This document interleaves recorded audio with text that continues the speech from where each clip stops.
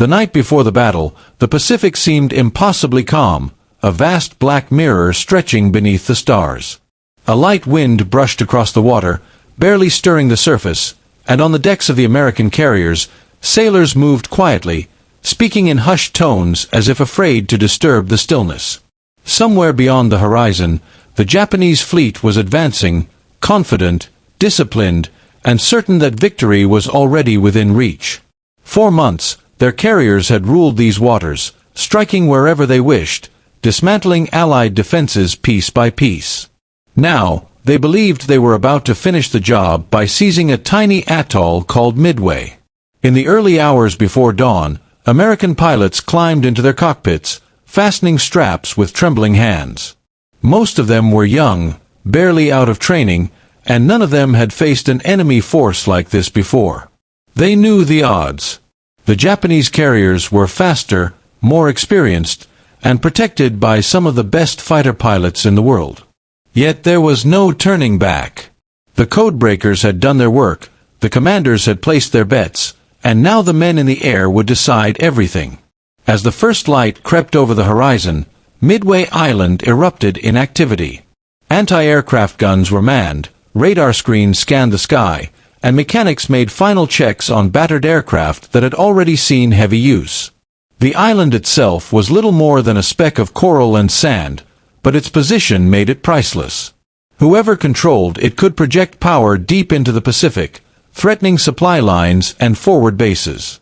For the Japanese, capturing Midway was meant to be the final trap, luring the remaining American carriers into a decisive confrontation. For the Americans, defending it was a gamble that could either halt the Japanese advance or doom their fleet.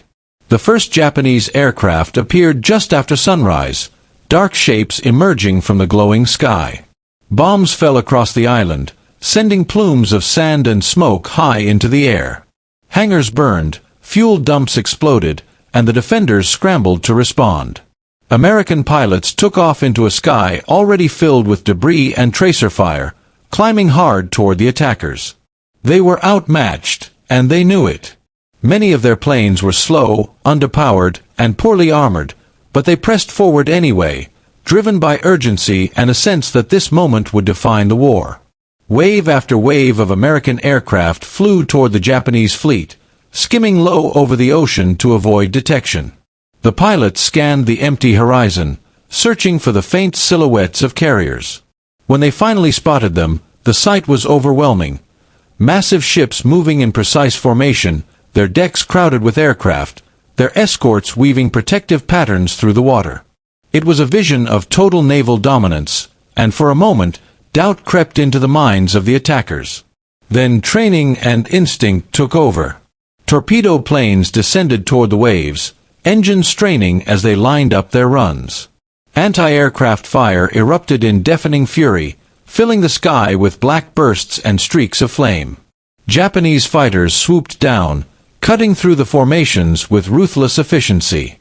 One by one, American planes were hit, trailing smoke and fire before slamming into the sea. Yet the survivors kept coming, pushing through the chaos, releasing their torpedoes, and praying for a hit. From the decks of the Japanese carriers, officers watched the attacks with grim confidence. The American planes were slow and vulnerable, and their tactics seemed disorganized.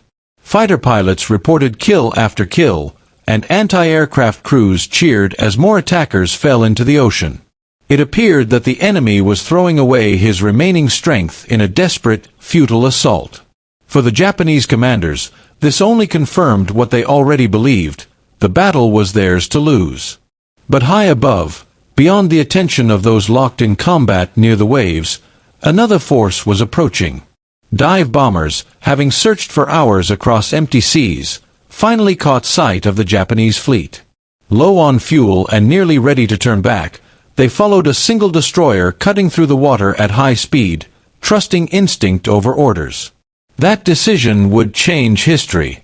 As the dive bombers climbed into position, the Japanese carriers below were at their most vulnerable. Their flight decks were crowded with aircraft being refueled and rearmed.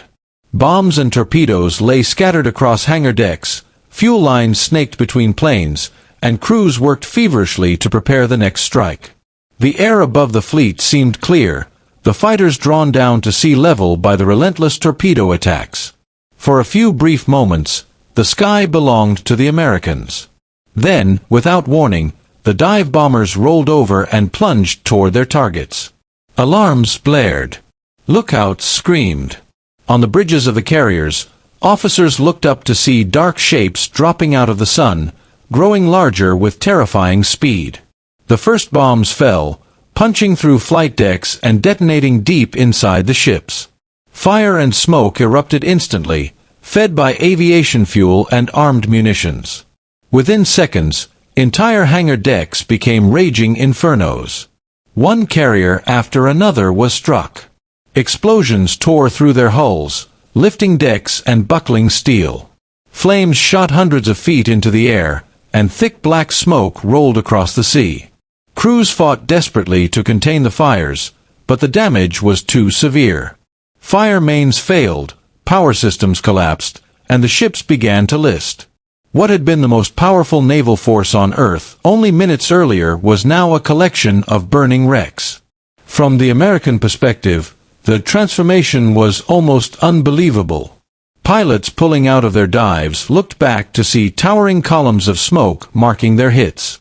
Radios crackled with excited reports, voices strained with disbelief and triumph. For the first time since the war began, the tide had visibly turned.